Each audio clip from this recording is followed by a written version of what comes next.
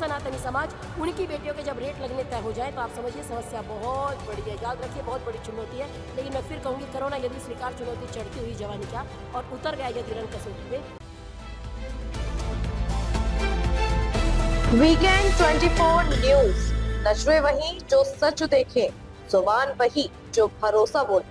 नमस्कार, मैं हूं मुस्कान और आप देख रहे हैं वीकेंड न्यूज, जहां मिलती है आपको ताजा और महत्वपूर्ण खबरें। जानिए आज की कुछ खास खबरें वीकेंड न्यूज के साथ। गौतम बुद्ध नगर के कस्बा जहांगीरपुर में आज विराट हिंदू सम्मेलन का आयोजन किया जा रहा है।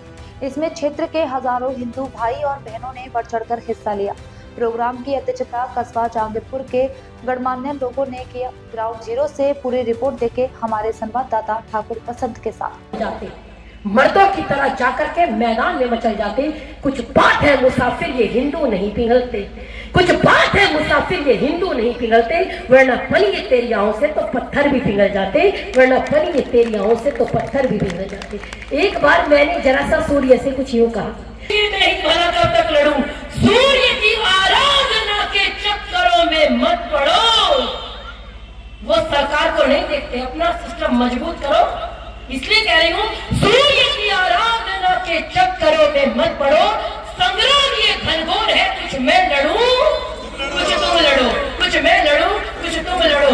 भारत माता की जय, भारत माता की जय, भारत माता की जय, जय श्री राम, जय श्री राम, जय श्री राम, जय जय श्री राम, जय श्री राम। बहुत बहुत धन्यवाद, बहुत बहुत आभार। वंदे वंदे जय श्री राम। थोड़ा पीछे रहा करो सर, जूम कर लो ना, जूम करके यहीं से आ जाएगा। हे भारत के राम जगों में तुम्हें जगाने आया हूँ और 100 धर्मों का धर्म एक बलिदान बताने आया हूँ। और सुनो हिमालय कैद हुआ है दुश्मन की जंजीरों में, और सुनो हिमालय कैद हुआ है दुश्मन की जंजीरों में। और आज बता दो कितना पानी है भारत के वीरों में। कई शत्रु की फौज द्वार पर आज तुम्हें ललकार रही, कि कई शत्रु की फौज द्वार पर आज तुम्हें ललकार रही, और सोए सिंह जागो भारत के माता तुम्हें पुकार रही। रण की भेरी बज रही है उठो मोह नृत्या त्यागो, कि रण की भेरी बज रही है उठो मोह नृत्या त्यागो, और पहला शीश चढ़ाने वाले माँ के वीर पुत्र जागो। बलिदानों के वज्रदंड पर देशभक्त की ध्वजा जगे, कि बलिदानों के वज्रदंड पर देशभक्त की ध्वजा जगे, और रण के कंकड़ पहने हैं वे राष्ट्रभक्त की भुजा जगे। अग्निबंध के पंथी जागो शीश हथेली पर रखकर, कि अग्निबंध के पंथी जागो शीश हथेली पर रखकर, और जागो रक्त के भक्त लाडले जागो सर के सौदागर। के खप्पर वाली काली जागे, के खप्पर वाली काली जागे, जागे दुर्गा बरवंडा, और रक्तपीठ का रक्त चाटने वाली जागे चामुंडा। नरमुंडों की माला वाला जागे कपाल कैलाशी, और रण की चंडी घर घर नाचे मौत कहे प्यासी प्यासी। रावण का वध स्वयं करूंगा कहने वाला राम जगे, कि रावण का वध स्वयं करूंगा कहने वाला राम जगे, और दुष्ट शेष न एक बचेगा कहने वाला श्याम जगे। परशुराम का परशु जागे, रघुनंदन का बाण जगे, यदुनंदन का चक्र जगे, अर्जुन का धनुष महान जगे। हठी गुरुजी जागे जिसने झुकना कभी न जाना, कि हठी गुरुजी जागे जिसने झुकना कभी न जाना, और जगे पद्मनी का जोहर जागे केसरिया बाना। देशभक्त का जीवित झंडा आजादी का दीवाना, और वह प्रताप का सिंह जगे वह हल्दी घाटी का राणा। दक्षिण सावे जगे शिवाजी, कौन? कि दक्षिण सावे जगे शिवाजी, खून शहाजी का ताजा, मरने की हठाना करते विरट मराठों के राजा। छत्रसल बुंदेला जागे पंजाबी कृपाण जगे, छत्रसल बुंदेला जागे पंजाबी कृपाण जगे। दो इंचिया शेर की माफिक वीर हकीकत राय जगे। और क्या कहते हो मेरे भारत से चीनी टकराएंगे, क्या कहते हो मेरे भारत से चीनी टकराएंगे? अरे चीनी को तो हम पानी में घोल घोल पी जाएंगे। और कल वाहे का जगे मोर्चा पानीपत मैदान जगे, भगत सिंह की फांसी जागे राजगुरु के प्राण जगे। घर घर में मैं इंकलाब की आग जलाने आया हूँ, के घर घर में मैं इंकलाब की आग जलाने आया हूँ, और हे भारत के राम जगो मैं तुम्हें जगाने आया हूँ। भारत माता की जय, भारत माता की जय। धन्यवाद।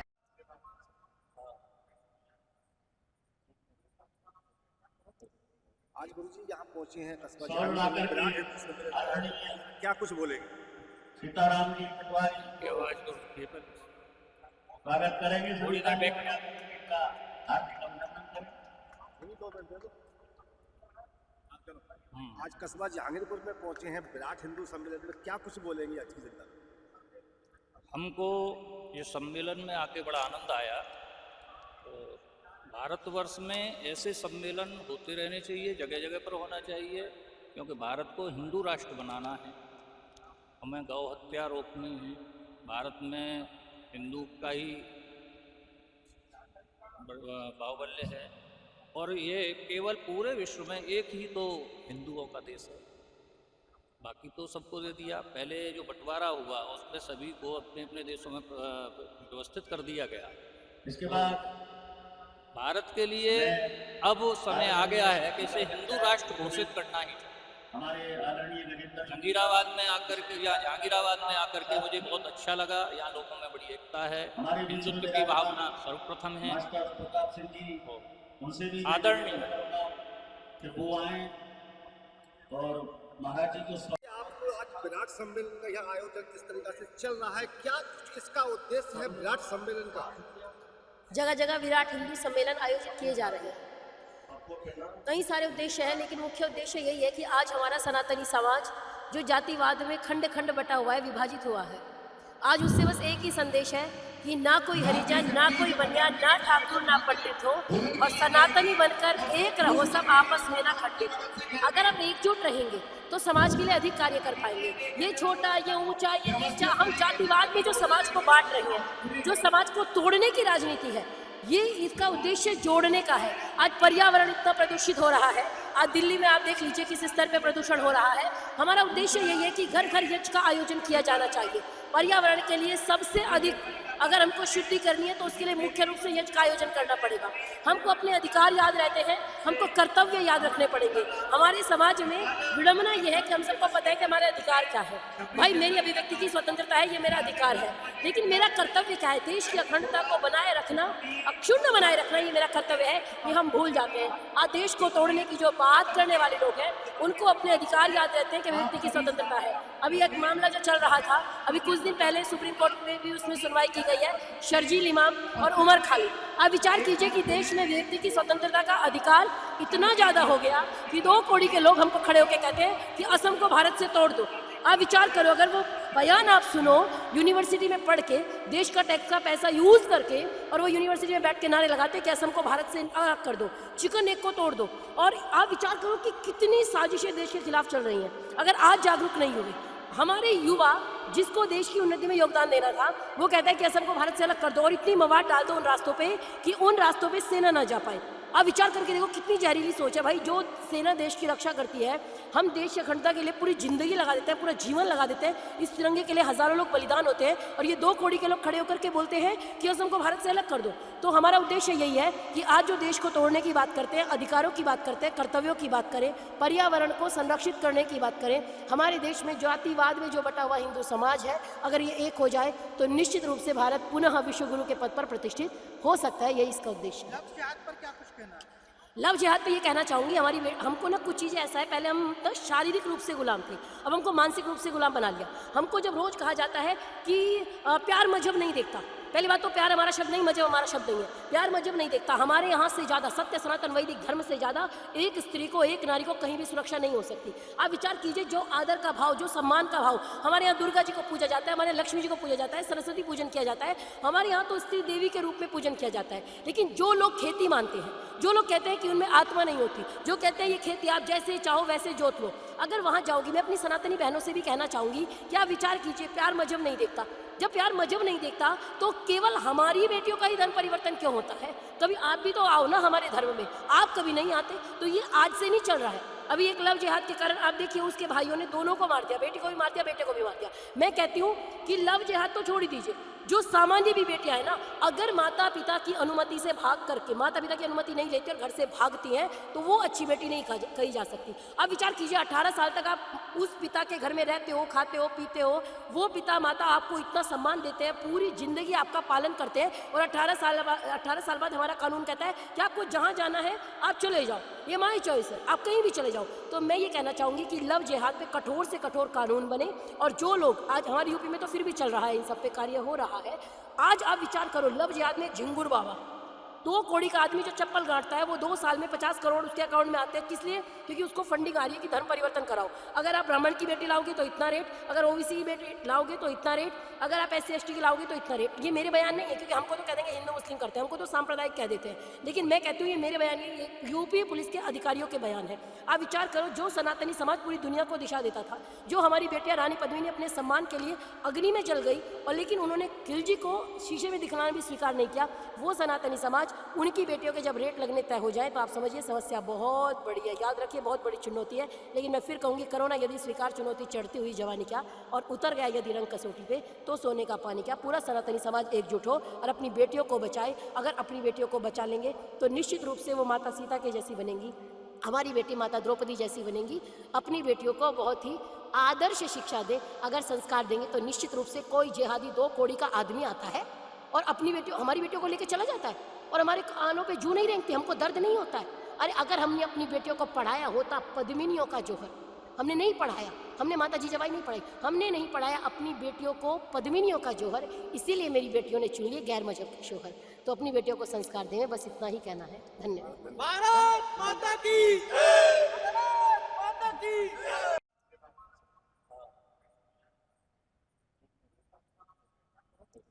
आज गुरुजी यहाँ पहुंचे हैं कस्बा आदरणीय क्या कुछ बोलेंगे? सीताराम जी पटवारी की स्वागत करेंगे। सभी का हार्दिक अभिनंदन करें। आज कस्बा जहांगीरपुर में पहुंचे हैं विराट हिंदू सम्मेलन में, क्या कुछ बोलेंगे आज की जनता? हमको ये सम्मेलन में आके बड़ा आनंद आया। तो भारतवर्ष में ऐसे सम्मेलन होते रहने चाहिए, जगह जगह पर होना चाहिए, क्योंकि भारत को हिंदू राष्ट्र बनाना है, हमें गौ हत्या रोकनी है, भारत में हिंदू का ही बाहुबल्य है और ये केवल पूरे विश्व में एक ही तो हिंदुओं का देश है, बाकी तो सबको दे दिया। पहले जो बंटवारा हुआ उसमें सभी को अपने अपने देशों में व्यवस्थित कर दिया गया। इसके बाद भारत के लिए अब समय आ गया है कि इसे हिंदू राष्ट्र घोषित करना ही चाहिए।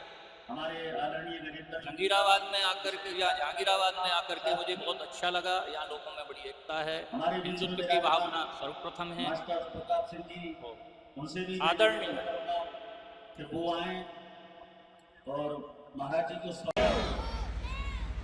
मैं काफ़ी देर से सभी को देख भी रहा हूँ, सुन भी रहा हूँ। विदुषी जी ने जब आज प्रश्न किया, भाषण दिया, बड़ा आनंद था। मैंने अपने जीवन में 1-2 बार ऐसा सुना है और सुनकर के मैं महात्मा होने के बाद मेरे भी रोम रोम पुलकित हो गए। लेकिन मैंने आप लोगों को देखा कि इतना जागृत करने के बाद भी आपके उत्साह में कोई परिवर्तन नहीं दिख रहा है। सभी लोग बड़े प्रेम से और ऐसा उद्घोष करेंगे कि बिन माइक के ये आवाज जो दूसरे लोग हैं उन तक भी पहुंच जाए। बोले धर्म की, अधर्म का, धर्म का। प्राणियों में पहले का धर्म की है। धर्म क्या है? जो सतपुरुषों द्वारा धारण किया जाता है उसको धर्म कहते हैं। और धार्यते इति धर्म, जो लोग द्वारा धारण किया जाता है वो धर्म है। तो जो सतपुरुषों ने हमको प्रेरणा दी, उस प्रेरणा से जो हम धारण करेंगे उसको धर्म कहते हैं। अभी जैसे बोले राष्ट्र बड़ा के धर्म बड़ा, बोले धर्म बड़ा। लेकिन धर्म और राष्ट्र दोनों एक दूसरे के पूरक हैं। धर्म से राष्ट्र बढ़ता है।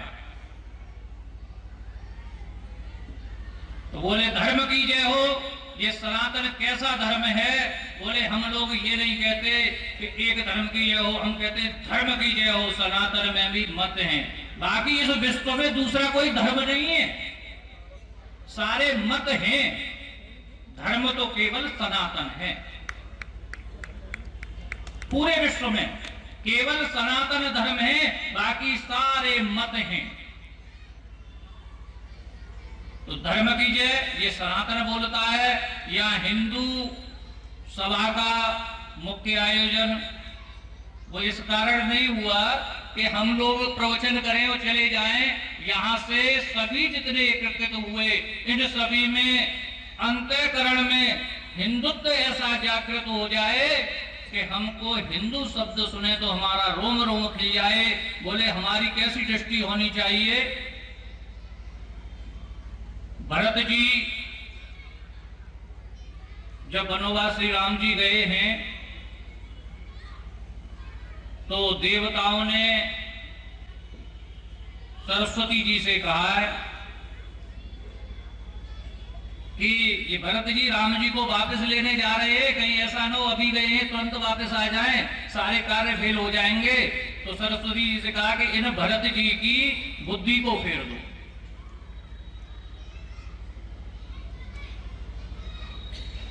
तो सरस्वती जी ने कहा, अरे देवताओं क्या पागल हो गए, क्या बोलते हो? मैं सबकी बुद्धि फेर सकती हूँ। जो 1000 चक्षु नेत्र होने के बाद जिसको सुबेरू नहीं दिखता हो, उस भरत की बुद्धि में कैसे फेर सकती हूँ? उसका कितना लक्ष्य है। तो हमारा हिंदुत्व का लक्ष्य भरत जैसा होना चाहिए। थोड़ा कुछ कहा सुना, इधर से उधर भटक। मुझे जिस तरीका से कस्बा जहांगीर में विराट सम्मेलन का आयोजन किया जा रहा है, तो इसका उद्देश्य क्या है? क्या जनता को संदेश देना चाहते हैं इसके द्वारा? देखिए, पहले मैं पत्रकार महोदयों का धन्यवाद करता हूं कि बहुत अच्छा प्रश्न किया है इन्होंने। ये आज की आवश्यकता है। आज की स्थिति को देखते हुए ऐसा लग रहा है कि हिंदुओं को एकजुट होना परम आवश्यक है। प्रयास कर रहे हैं कि ये हिंदू बटें और बटने से बचें। जब नहीं बटेंगे तो कुछ बचेंगे। और यहाँ इसी के प्रयासरत हमारे जो हिंदूवादी जो लोग हैं, घर घर जा कर के उनको निमंत्रण दिया है कि आइए और ओजस्वी भाषण सुनिए, जिससे आपके हृदय में जो भाईचारे की भावना अब तक रही है, तो भाई तो नहीं बन पाए, चारा जरूर बन पाए सभी लोग। इन्होंने भाईचारे की ओट में आकर के भाई और चारे को अलग अलग कर दिया और चारे से सभी ग्रसित हुए। और आप जानते ही हैं, आप तो रात दिन इन्हीं कामों में डोलते हैं, आपको तो ज्ञान है कि कहाँ क्या हो रहा है। सोचते हैं कि थोड़ी जनता अब जागृत है, क्योंकि मौसम भी बड़ा अच्छा है, हमारे देश में भी ठीक आजकल नेता हैं और प्रदेश में भी हैं। इसी को मद्देनजर रखते हुए इस समय सुधार की परम आवश्यकता है। इसी सुधार की श्रेणी को आगे बढ़ाते हुए हमने विराट हिंदू सम्मेलन किया है और ओजस्वी वाणी बोलने वाले अच्छे अच्छे प्रवक्ताओं को बुलाया है। शायद इनमें सुधार आ जाए। मैंने सुना है कि वाणी से ही सुधार आता है। जब वाणी व्यक्ति सुनेंगे, जब हमारे पुराने जो देश के प्रति समर्पित हुए हैं, ऐसे नेताओं के प्रति या ऐसे जो स्वतंत्रता सेनानी हैं उनके प्रति उनको ज्ञान होगा, तब कहीं जा कर के उन्हें भी थोड़ा सा हलचल होगी। बोले ये हमें आज़ादी ऐसे ही नहीं मिली, हमने बड़ा प्रयत्न किया है, प्रयास किया है, तब जा कर के आज़ादी मिली है। कहीं हम रोटी खा के सो जाना, अपने बच्चों को और अपने परिवार को ही पालने हमारा कर्तव्य न बन जाए, जबकि हमारा देश के प्रति, राष्ट्र के प्रति, धर्म के प्रति बहुत काम है। आप लोग तो रात दिन राष्ट्र के सुधारने के लिए लगे हैं, तो क्या करें? आप कर रहे हैं, आपके सहयोग से, आपकी प्रेरणा से हम भी कार्य कर रहे हैं। युवा को कैसे जागरूक किया जा सकता है देश के प्रति, अपने धर्म के प्रति? पहले तो युवा को बताया जाए कि किन लोगों ने आज़ादी दिलाई थी, आक्रांताओं ने हमारे राष्ट्र के प्रति क्या क्या नहीं किया, कितनी मुश्किल से हमें आज़ादी मिली। महिलाओं पे, माताओं पे ऐसा अत्याचार हुआ है कि औरंगजेब और बाबर आदि ने इतना अत्याचार किया है कि अगर उसकी कहानी हम अपने युवाओं को सुनाएंगे तो हो सकता है कि उनका सोया हुआ विवेक जागृत हो जाए, अपने अतीत को जान करके वो इसके प्रति जागरूक हो जाए। और जागरूक होने के बाद देखिए, अगर हिंदू डकैत है तो कम से कम हमारे बीच में ही तो है। अगर इनकी जेहादी स्थिति को देखा जाए तो ये तो सीधे मारने के लिए आते हैं। इन्हें मारकाट का भरोसा है, क्योंकि ना तो इनका कोई धर्म है, इनका तो एक मजहब है। जो मजहब बना था वो केवल मारकाट के ही लिए बना था। और आप हिस्ट्री उठाकर देख लीजिए, मारकाट करके ही महिलाएं बांटी जाती थी इसमें। आजकल मैंने एक्स मुस्लिमों को बोलते हुए सुना है कि हमारे मोहम्मद साहब ही ये सब एक्स मुस्लिम जो बताते हैं, उनके द्वारा मैं बोल रहा हूँ कि उन्होंने सीधे सीधे लिखा है कि जो हमारे मजहब को ना माने उसे मार दो, काट दो। अगर नहीं काट पा रहे, उनकी ज़्यादा तादाद है, तो अकेले उनको देख करके उन पर प्रहार करो। तो ये सब बातें, जबकि मानवता ऐसी नहीं है। मानवता तो जियो और जीने दो की हमें स्रोत सिखाती है। परंतु क्या करें, इनकी स्थिति को सुन करके हमें बड़ा क्षोभ होता है और सोचते हैं कि कहीं ऐसा ही फिर समय ना आ जाए। इसको बचाने के लिए हम युवाओं को जागरूक कर रहे हैं। यह थी आज की खास खबरें। वीकेंड न्यूज के साथ जुड़े रहे, सब्सक्राइब करें और अपनी राय हमें कमेंट में जरूर दें, ताकि हर जरूरी अपडेट आप तक सबसे पहले पहुंचे। धन्यवाद।